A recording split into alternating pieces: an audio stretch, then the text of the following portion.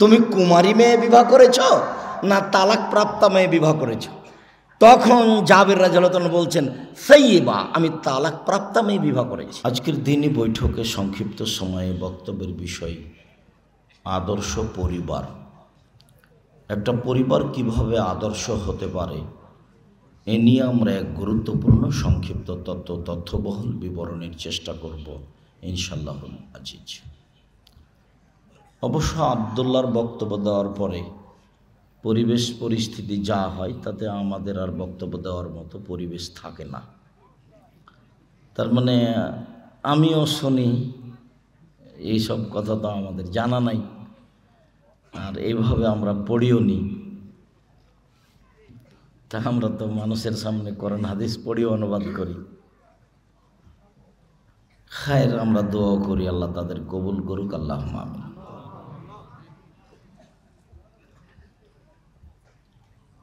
মাঝে মধ্যেই কথার ফাঁকে আমি যেটা জাতির সামনে বলে থাকি সেটা বাসায়ও মাঝে মধ্যে বলি যে আমি 90 সাল থেকে নিয়ে আজ পর্যন্ত দীর্ঘ 33 বছর যাবৎ জাতির সামনে দিনের কথা বলে আসছি, বলেছি। তাতে আমি খুব একটা ফলপ্রসূ হইনি এ কথা নয়, আমি ফলপ্রসূ হয়েছি আলহামদুলিল্লাহ।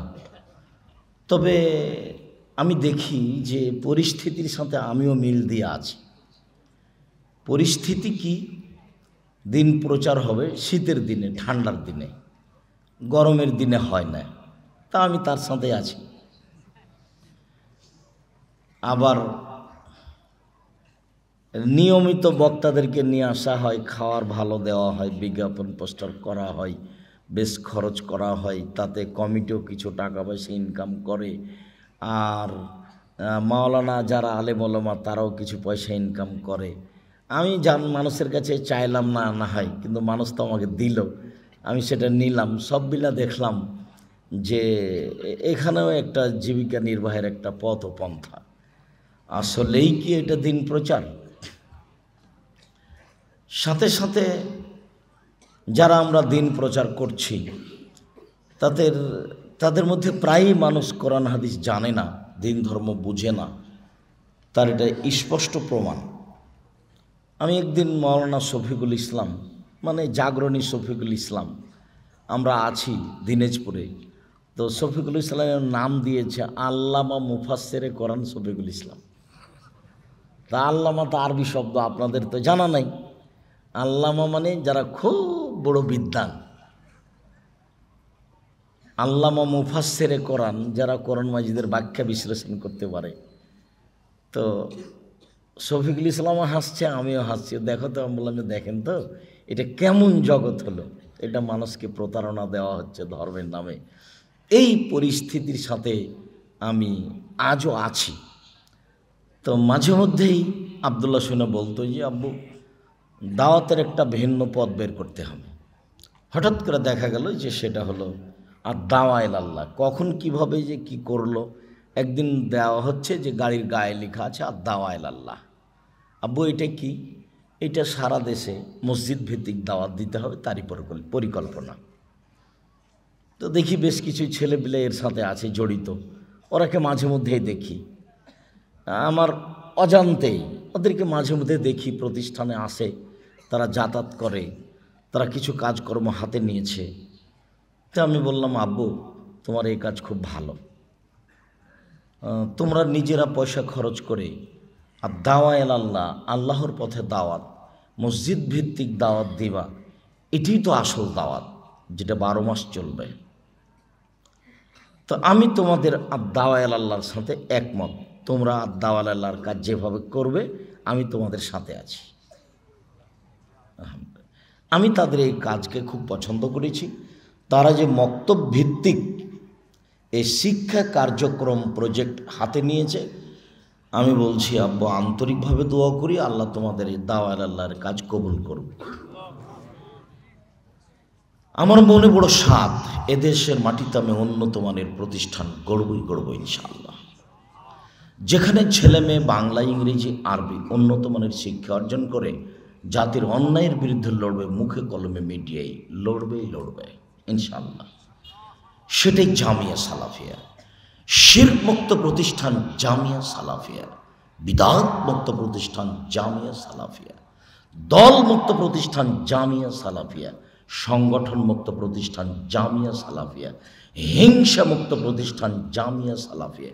এদেশের সর্ববৃহৎ সর্বোচ্চ শিক্ষা প্রতিষ্ঠান জামিয়া সালাফিয়া, যেখানে প্রায় 5,000 ছেলে মেয়ে পড়াশোনা করে, যেখানে প্রায় 300 জন শিক্ষক শিক্ষিকা রয়েছেন, যাদের প্রতি মাসে বেতন লাগে 32 লক্ষ, রমাজান মাসে লাগে 48 লক্ষ, কুরবানির মাসে লাগে 48 লক্ষ। প্রত্যেক দিন বিকেলে 50,000, 80,000, 1 লাখ এরকম লেবার মিস্ত্রি বিল আছে। কত ধরনের যে মিস্ত্রি আছে।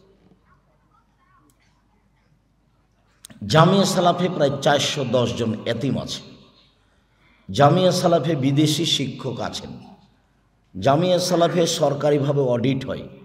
অডিট বিটাতে পেশ করে বিদেশ থেকে শিক্ষক নিয়ে আসা হয়েছে। সরকারকে তার বেতন দেখানো হয়। তাদের পিছনে অনেক খরচ আছে। সামনে জানুয়ারিতে ইনশাআল্লাহ মদিনা বিশ্ববিদ্যালয়ের 2 জন ডক্টর জামিয়া সালাফের রাজশাহীতে পাঠদান করবেন, তারা শিক্ষা দেবেন বলে মোটামুটিভাবে ফাইনাল হয়েছে। তারা আসবে ইনশাআল্লাহ। তারা জামিয়া সালাফিয়ার এই নভেম্বরের 23-24-এ উপস্থিত থাকবে। 23-24-এ ভারত থেকে, পাকিস্তান থেকে, সৌদি আরব থেকে বড় বড় বিদ্বান উপস্থিত থাকবেন বলে আমি অবগত। আমি তো আর যোগাযোগ রাখতে পারি না। যোগাযোগ তো সব আবদুল্লাহ রাখে বা আব্দুর রহমান রাখে। তো আমি এদের এই পরিকল্পনাকে কবুল করো, তো আমি জামিয়া সালাফের কথাটা জাতির সামনে পেশ করছি। জামিয়া সালাফের অধীনে যেটা সবচেয়ে দিন প্রচারের বড় মাধ্যম, সেটা হলো আদ-দাওয়া ইলাল্লাহ। জামিয়া সালাফের অধীনে যেটা জামিয়া সালাফের মুখপাত্র হিসাবে দিন প্রচারের বড় মাধ্যম, সেটা হলো আল ইতেশাম পত্রিকা। সবাকেই পড়তে হবে আপনাদেরকে। আপনি 30 টাকা দিয়ে একটা পত্রিকা নিলেন না আর মনে করলেন যে আমি একটা ভালো কাজ করলাম, আপনার এটা ভুল। আমি তো আপনার জন্যই 12 জন মুফতি আছে, দেশ বিদেশের বড় বড় মুফতি, যাদের পিছনে অনেক টাকা খরচ আছে। 12 জন মুফতি দিয়ে, 20-25 জন লেখক দিয়ে, আর 16-18 জন কর্মচারী দিয়ে লক্ষ লক্ষ টাকা খরচ করে আল ইতেশাম পত্রিকা বের করলাম, আর আপনি তার দাম দিলেন না। রাস্তাঘাট, হাট বাজার সব মিথ্যা বই পুস্তকে পরিপূর্ণ হয়ে আছে। তাহলে তো সেটা আপনাকে বিবেচনা করতে হবে। 50টা প্রশ্নের উত্তর আছে। জামিয়া সালাফের একটা বড় দিন প্রচারের মাধ্যম আল ইতেশাম পত্রিকা, যাতে 50টা প্রশ্নের উত্তর আছে, যেটা ফতোয়া বোর্ডে পাস হওয়ার পরে আসে। প্রত্যেক মাসে ফতোয়া বোর্ড হয়। আমি লেখাপড়া কম জানি, কথাই ঠিক। তবে যারা ফতোয়া বোর্ডে বসে তারা খুব বড় বড় বিদ্বান, কথাও ঠিক। আমি ফতোয়া বোর্ড পরিচালনা করি। আমি 26 বছর থেকে এই হাত দিয়ে ফতোয়া লিখি। 6 বছর থেকে আমি নিজে ফতোয়া বোর্ড পরিচালনা করি। জামিয়া সালাফের একটা মুখপাত্র দেশ জুড়ে পৃথিবীর বাঙালিদের জন্য একটা ব্যবস্থাপনা দিন শিক্ষা, সেটা হলো মাসিক আল ইতেশাম পত্রিকা। জামিয়া সালাফের একটা দিন প্রচারের জন্য ব্যবস্থা আছে, টিভি, অনলাইন আল ইতেশাম টিভি।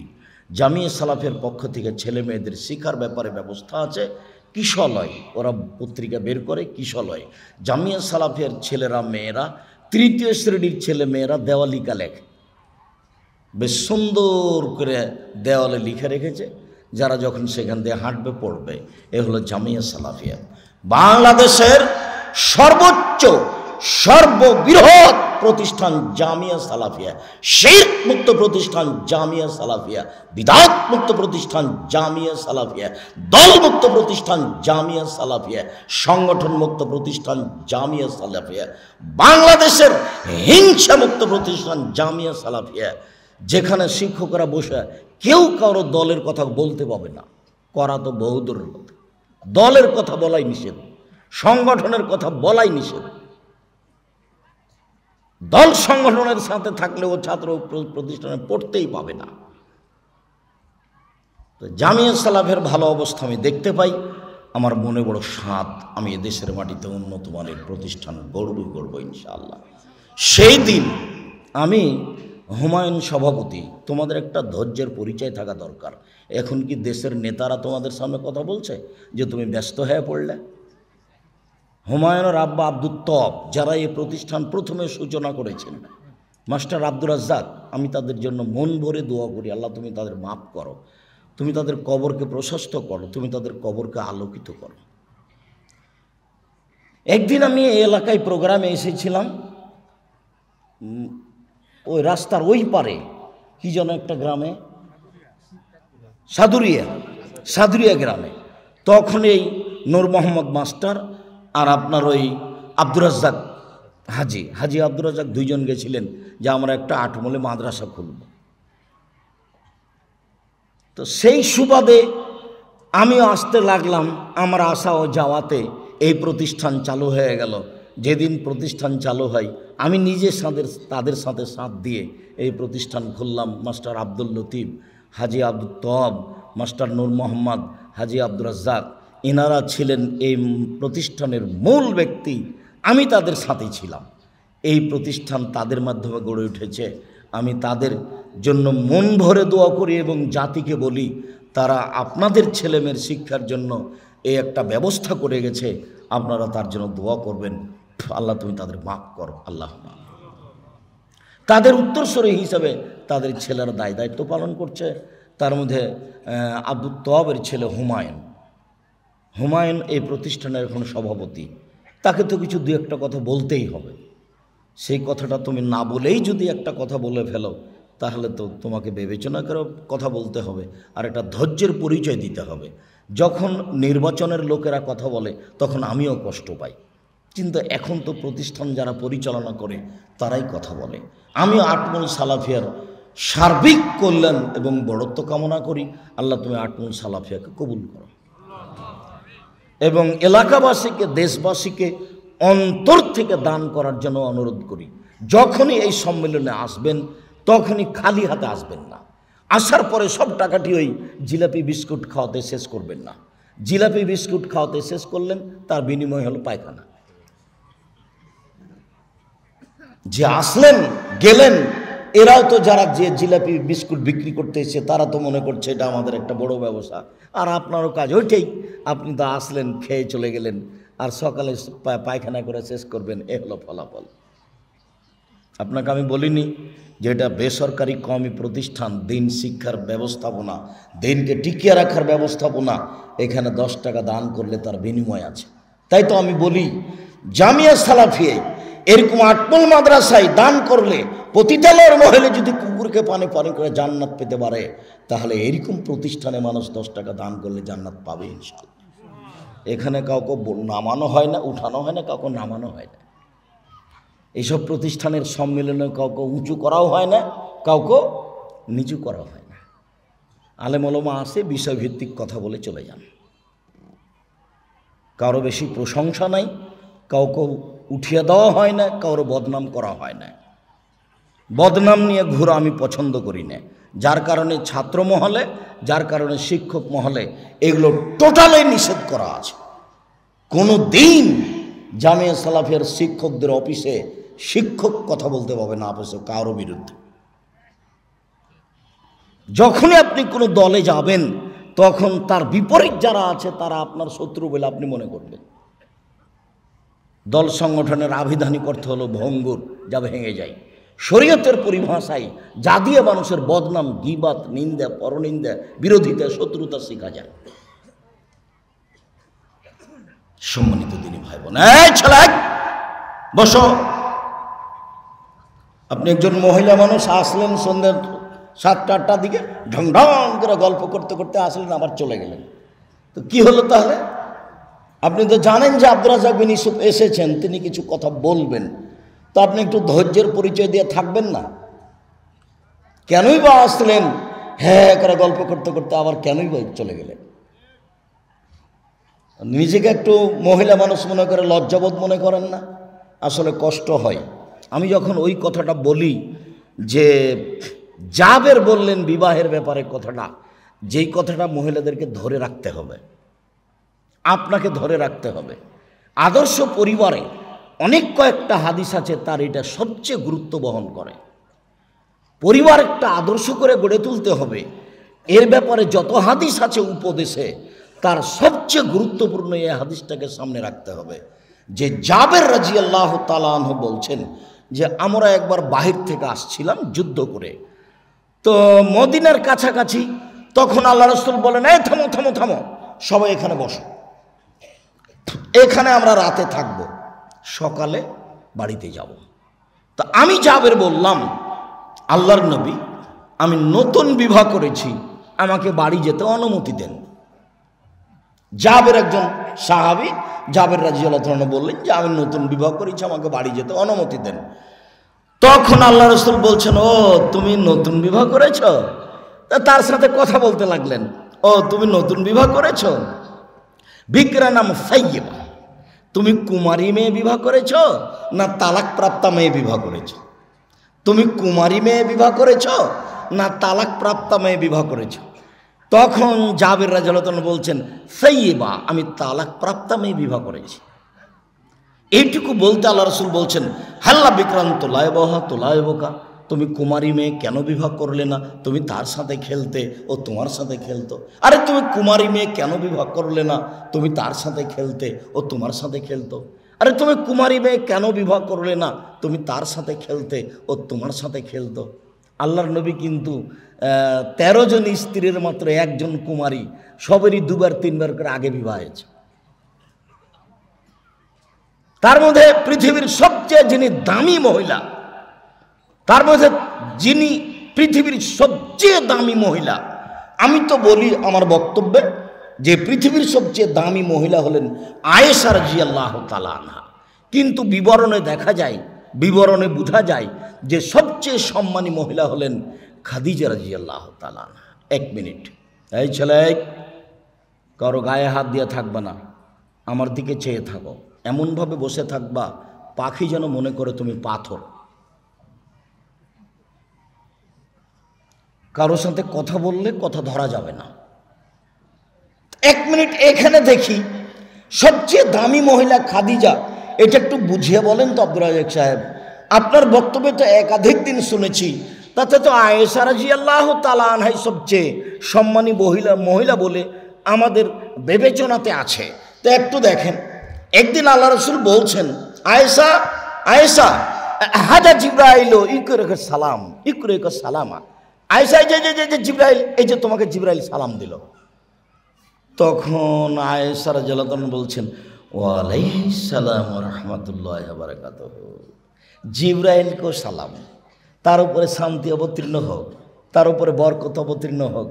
ফালা ফাতারা ওয়ালা নারা, আপনি তো দেখতে পান, আমরা তো দেখতে পাই না। কই জিবরাইল? আপনি তো দেখতে পান, আমরা তো দেখতে পাই না।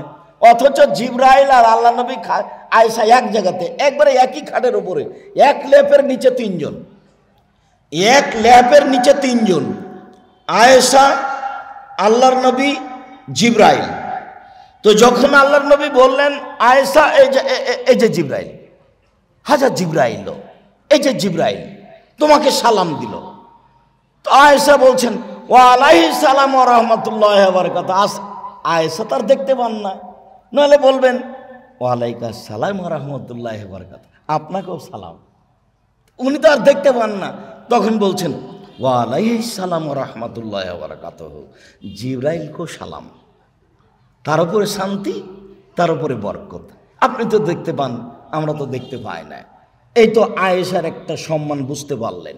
এবার চলেন, আবু হুরায়রা রাদিয়াল্লাহু তাআলা আনহু বলছেন, যা জিবরাইল ইলান নবী সাল্লাল্লাহু আলাইহি সাল্লাম, জিবরাইল আল্লাহর নবীর কাছে আসলেন, এসে বলছেন, হাজি খাদিজা, এই যে মহিলা খাদিজা আপনার কাছে আসছে।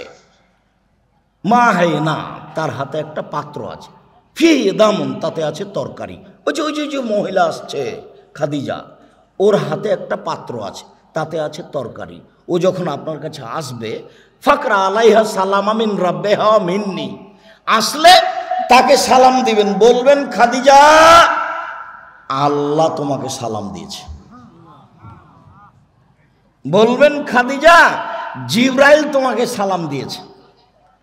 অবাশ্যিরহা বিবাইতিন ফিল জান্নাহ, আর তার জন্য একটা জান্নাতে ঘর বানানো হয়েছে হীরা মুক্তা মাণিক্য দিয়ে, যেখানে কোনো হইচই নেই, যেখানে কোনো কষ্ট ক্লেশ নেই। এই সংবাদটা তাকে দিবেন। একসাথে জিবরাইল তিনটা কথা বলে গেলেন। এক, আল্লাহ তাকে সালাম দিয়েছেন। দুই, জিবরাইল তাকে সালাম দিয়েছেন। তিন, তার জন্য জান্নাতে একটা ঘর তৈরি করা হয়েছে হীরা মুক্তা মাণিক্য দিয়ে, যেখানে কোনো হইচই নেই, কষ্ট ক্লেশ নেই। এবার দেখেন তো তফাৎ দুইজনের মধ্যে।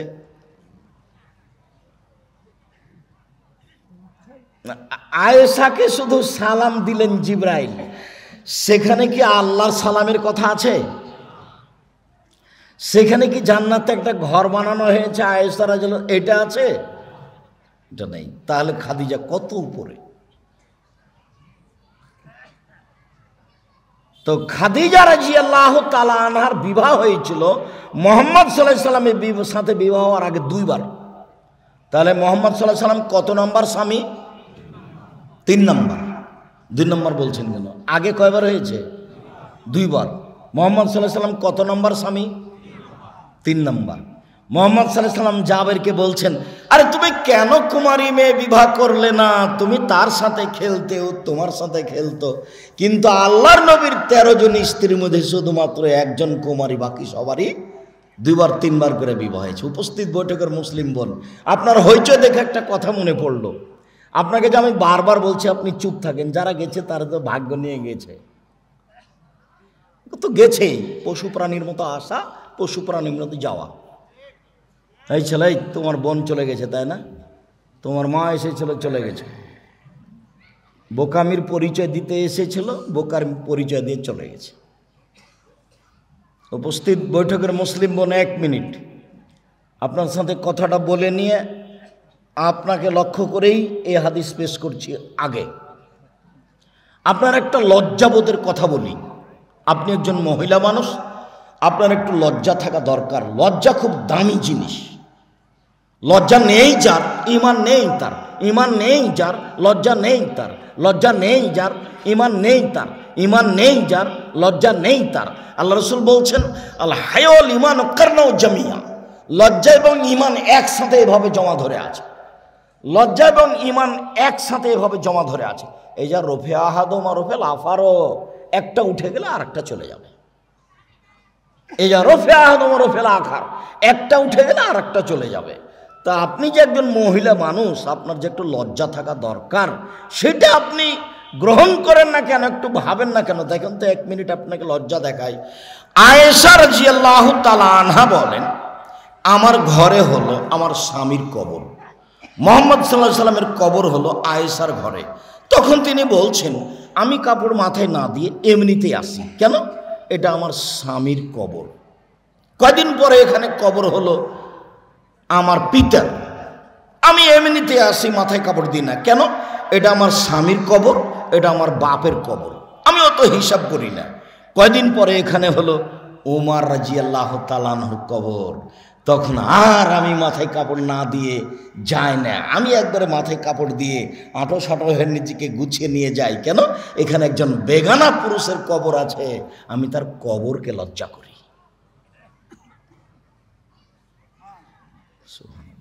আয়েশা কিকে লজ্জা করছেন?